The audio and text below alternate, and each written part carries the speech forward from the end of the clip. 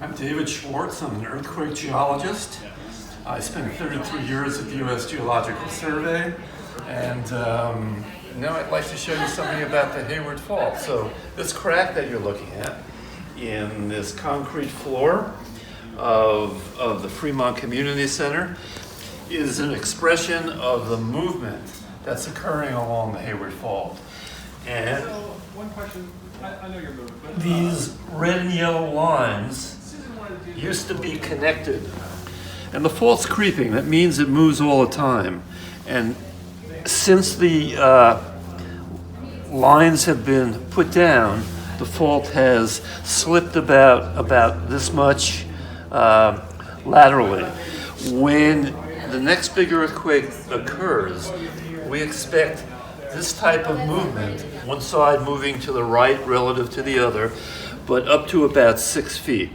So this is sort of an example, a small-scale example of what will happen along the fault in the next big Hayward earthquake.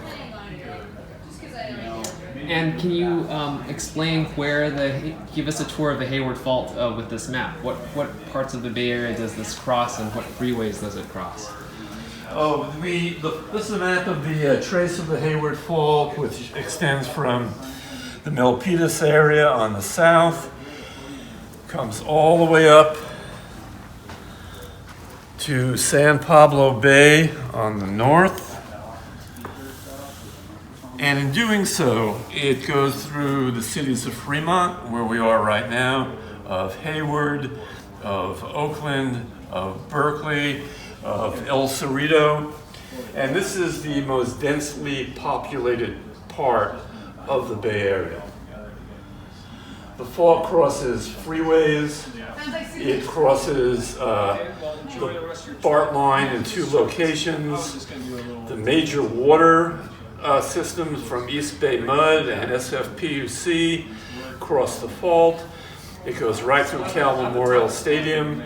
And in many ways, this fault is what we sort of call a tectonic time bomb. It's just waiting to go off